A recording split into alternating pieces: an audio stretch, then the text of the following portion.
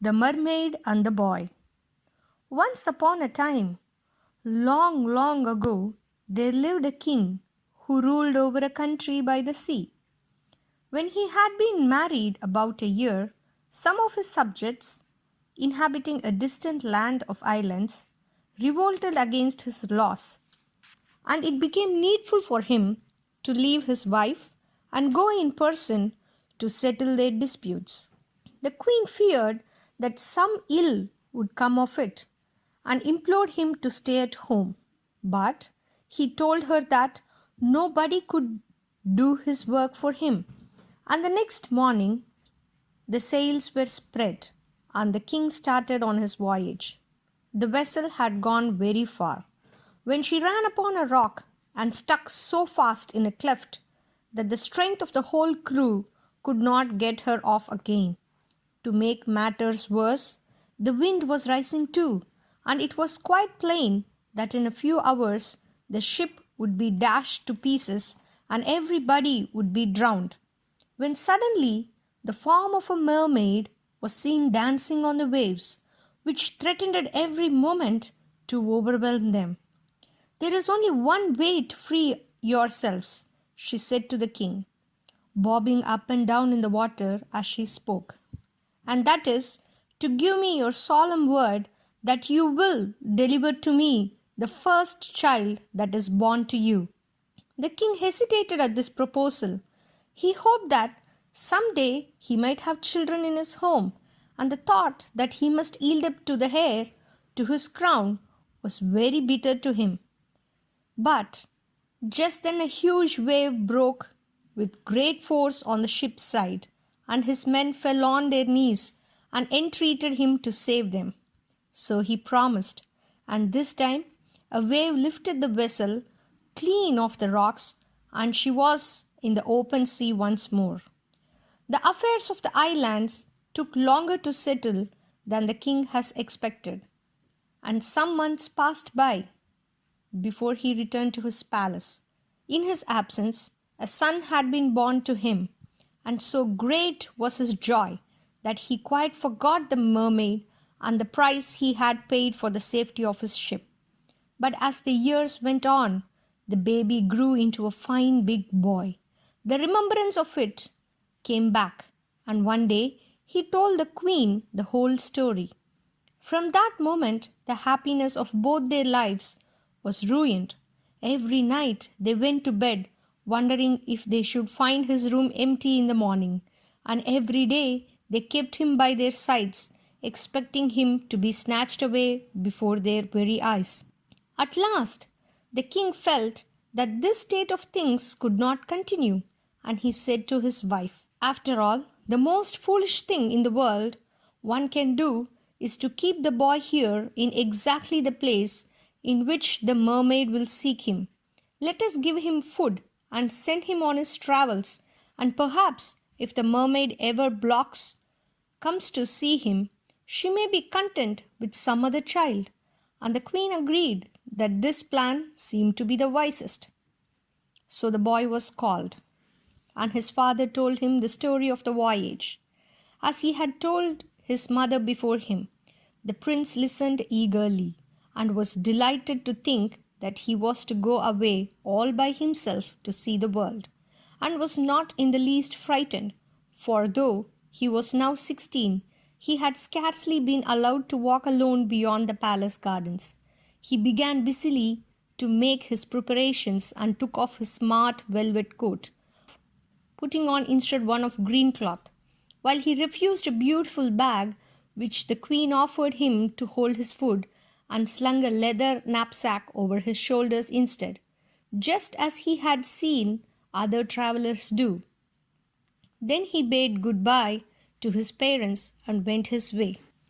All through the day he walked, watching with interest the strange birds and animals that darted across his path in the forest or peeped at him from behind a bush.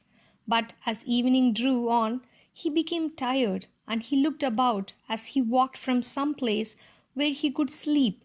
At length he reached a soft, mossy bank under a tree, and was just about to stretch himself out on it when a fearful roar made him start and tremble all over. In another moment, something passed swiftly through the air, and a lion stood before him. "What are you doing here?" asked the lion, his eyes glaring fiercely at the boy. "I am flying from the mermaid," the prince answered in a quaking voice. "Give me some food then," said the lion. "It is past my supper time, and I am very hungry." The boy was so thankful that the lion did not want to eat him, that he gladly picked up his knapsack, which lay on the ground, and held out some bread and a flask of wine. "I feel better now," said the lion, when he had done. "So now I shall go to sleep on this nice soft moss, and if you like, you can lie down beside me." So the boy and the lion slept soundly side by side till the sun rose. "I must be off now," remarked the lion, shaking the boy as he spoke. "But cut off the tip of my ear and keep it carefully. And if you are in any danger, just wish yourself a lion, and you will become one on the spot. One good turn deserves another, you know." The prince thanked him for his kindness and did as he was said, and the two of them then bade farewell to each other. "I wonder how it feels to be a lion," thought the boy.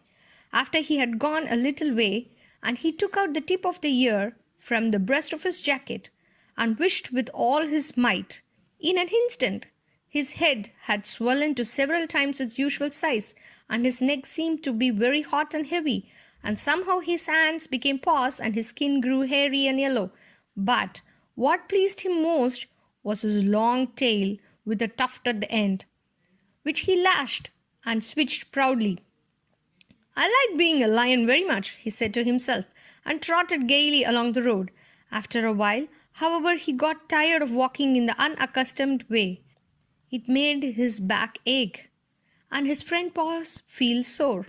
So he wished himself to be a boy again, and in the twinkling of an eye his tail disappeared, and his head shrank, and the long thick mane became short and curly.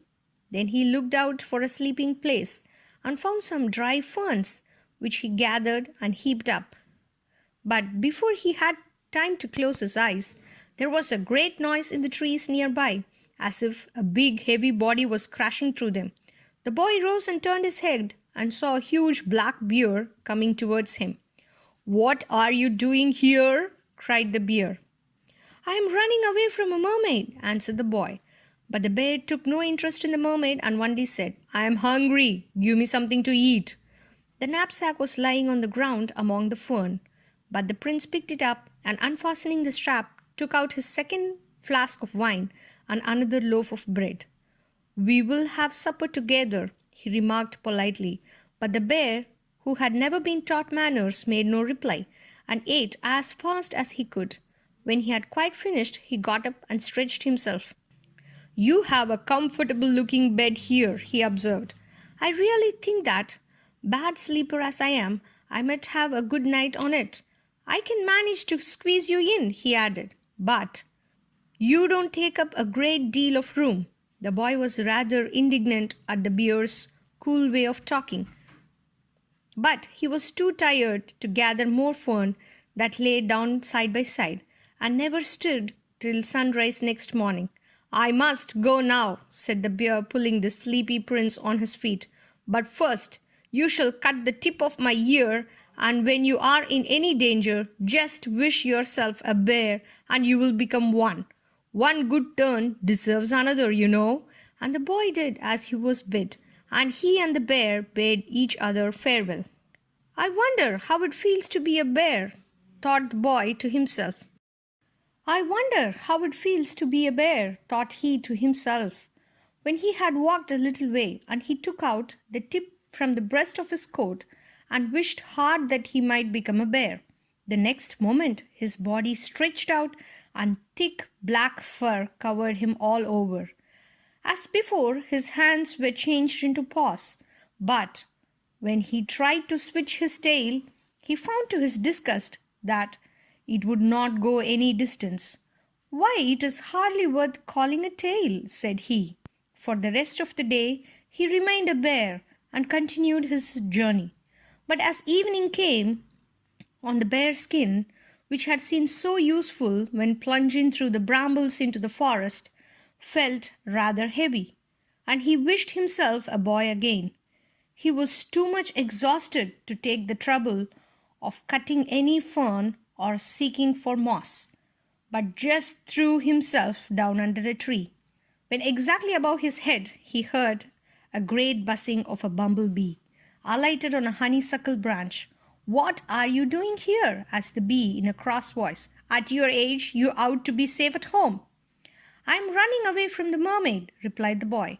But the bee, like the lion and the bear, was one of those people who never listen to answers to their questions, and only said, "I'm hungry, give me something to eat." The boy took his last loaf and flask out of his knapsack and laid them on the ground. And they had supper together. "Well, now, I'm going to sleep," observed the bee when the last crumb was gone. "But as you are not very big, I can make room for you beside me." And he curled up his wings and tucked his legs, and he and the prince both slept soundly till morning. Then the bee got up and carefully brushed every scrap of dust off his velvet coat and buzzed loudly in the boy's ear to waken him. "Take a single hair from one of my wings, and if you are in danger, just wish yourself a bee, and you will become one. One good turn deserves another. So farewell, and thank you for the supper." And the bee departed after the boy had pulled out the hair and wrapped it carefully in a leaf. It must feel quite different to be a bee from what it does to be a lion or bear, thought the boy to himself when he had walked for an hour or two. "I dare say I should get on a great deal faster." So he pulled out the hair and wished himself to be a bee. In a moment, the strangest thing happened to him. All his limbs seemed to draw together, and his body to become very short and round. His head grew quite tiny, and instead of his white skin, he was covered with the richest, softest velvet. Better than all, he had two lovely gauze wings, which carried him the whole day without getting tired. Late in the afternoon, the boy fancied he saw a vast heap of stones a long way off, and he flew straight towards it. But when he reached the gates, he saw that it was really a great town, so he wished himself back into his own shape and entered the city. He found the palace doors wide open and went boldly into the sort of hall which was full of people, and where men and maids were gossiping together. He joined their talk and soon learned that the king had only one daughter who had such a hatred to men that she would never suffer one to enter her presence. Her father was in despair and had pictures painted of the handsomest princess of all the courts in the world, in the hope that she might fall in love with one of them. But it was of no use. The princesses would not even allow the pictures to be brought into her room. "It is late," remarked one of the women at last. "I must go to my mistress." "It is not necessary," answered the prince. "This bench is good enough for me. I am used to nothing better." And when the hall was empty, he lay down for a few minutes. But as soon as everything was quiet in the palace, he took out the hair and wished himself a bee, and in their shape he flew upstairs past the guard and through the keyhole into the prince's chamber. Then he turned himself into a man again. At this dreadful sight of the princess, who was broad awake, began to scream loudly. "A man! A man!" cried she. But when the guards rushed in there was only a bumblebee buzzing around the room.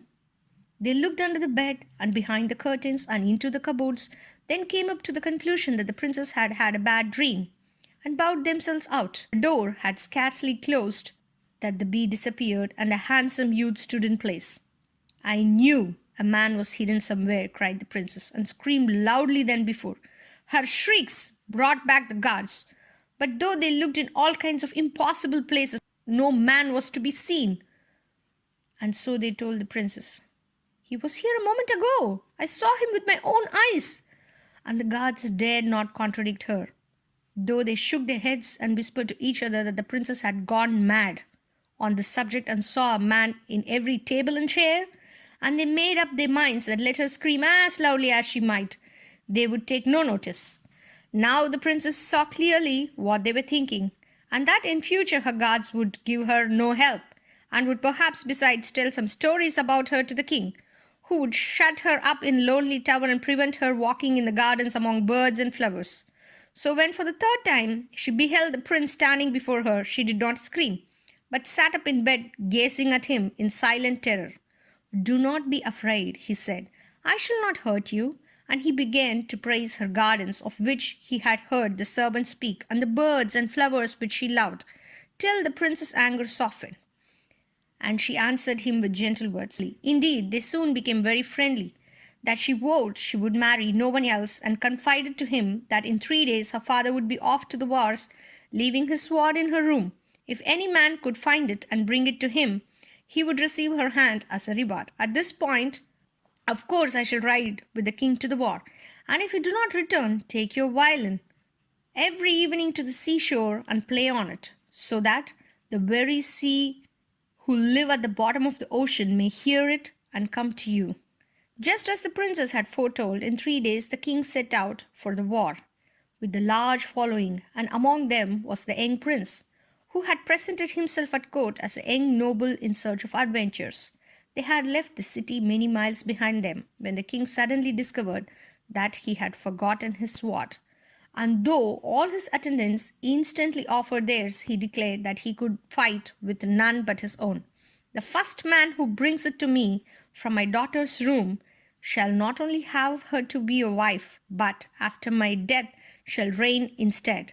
At this, the Red Knight, the young prince, and several more turned their horses to ride as fast as the wind back to the palace. But suddenly a better plan entered the prince's head, and letting the others pass him, he took his precious parcel from his breast and wished himself a lion. Then he roared so fiercely and frightened everyone else, and soon the gates of the palace were opened. Here he hastily changed himself into a bee and flew straight into the prince's room, where he became a man again. She showed him where the sword hung and concealed behind a curtain.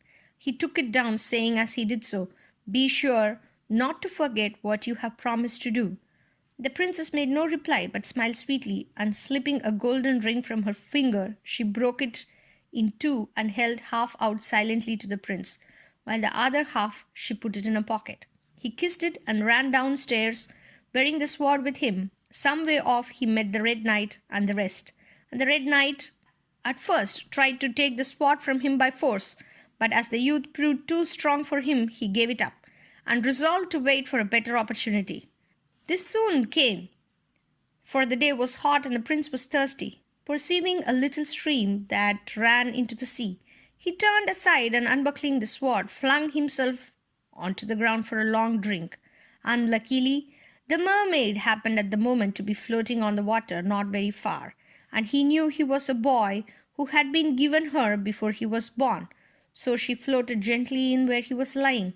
She seized him by the arm, and the waves closed over them both. Hardly had they disappeared when the Red Knight stole cautiously up, and could hardly believe his eyes when he saw the king's sword on the bank. He wondered what had become of the youth, who an hour before had guarded his treasure so fiercely, but after all, that was no affair of his. So fastened the sword to his belt, he carried to the king. The war was soon over. The king returned to his people, who welcomed him with joy. But the princess from her window saw that her betrothed was not coming among the attendants. Her heart sank, for she knew that some evil must have befallen him, and she feared the Red Knight. She had long ago learned how clever and how wicked he was, and something whispered to her that it was he who would gain the credit of having carried back the sword, and would claim her as his bride, though he had never entered her chamber, and she could do nothing. For although the king loved her, he never let her stand in the way of his plans. The poor princess was only too right, and everything came to pass exactly as she had foreseen it. In those days, the king told her that the Red Knight had won her fairly, and that the wedding would take place the next day. In those days, feasts were much longer and more splendid than they are now, and it was growing dark when the princess stride out with all she had gone through, stole up to her own room for a little quiet. But the moon was shining so brightly over the sea that it seemed to draw her towards it. Listen, listen, said the mermaid to the prince, who was lying stretched on the bed of seaweed at the bottom of the sea. Listen, that is your old love playing, for mermaids know everything that happened upon earth. I hear nothing, answered the youth, who did not look happy. Take me up a little higher where sounds can reach me. So the mermaid took him on her shoulder and bore him up midway to the surface. Can you hear now? She asked. No, answered the prince. I hear nothing but the water rushing. I must go a little higher. Then the mermaid carried him to the very top. You must surely be able to hear now, said she. Nothing but the water. So she took him right to the land. At any rate, you can hear now. The water is still rushing in my ears, but wait a little. That will soon pass off. As he spoke, he put his hand in his breast and, seizing the hair, wished himself a bee and flew straight into the pockets of the princess. The mermaid looked in vain for him and courted all night upon the sea, but he never came back, and he never more did he gladden her eyes. But the princess felt that something strange was about her, though she knew not what, and returned quickly to the palace, where the young man at once resumed his own shape. Oh, what joy was filled in her heart! Here is the man who boasts that he can do wonderful tricks, said the princess. Now the Red Knight had never opened a book of magic in his life, but he was accustomed to think that he could do everything better than other people without any teaching at all. So he turned and twisted himself about and bellowed and made faces, but he did not become a lion for all that. Well, perhaps it's very difficult to change into a lion. Make yourself a bear, said the princess. But the Red Knight found it no easier to become a bear. Try a bee, she suggested. I have always read that anyone who can do magic at all can do that. And the old knight buzzed and hummed, but he remained a man, not a bee. Now it's your turn. Let us see if you can change yourself into a lion. And in that moment, such a fierce creature stood before them. The lion sprang at the Red Knight and would have torn him into pieces, had not the princess held him back and bidden him to change himself into a man. And in a second, a man took the place of a lion. Now become a bear, said the princess. And a bear advanced, panting and stretching out into the arms of the Red Knight, who shrank behind the princess. By this time, some of the guests had regained their courage and returned as far as the door, thinking that if it was safe for the princess, perhaps it was safe for them. The king, who was braver than they and felt it needful to set them a good example besides, had never left his seat. And when at a new command, the bear once more turned into a man. He was silent from astonishment. Yes, it was. The king asked, Was it he who fetched the sword? The princess answered, Yes, it was. And she told him the whole story, and how she had broken her golden ring and given him half of it. And the prince took out his other half, and the princess took out hers, and they fitted exactly. The next day, the Red Knight was hanged, as he richly deserved, and there was a new marriage feast for the prince and the princesses. The end.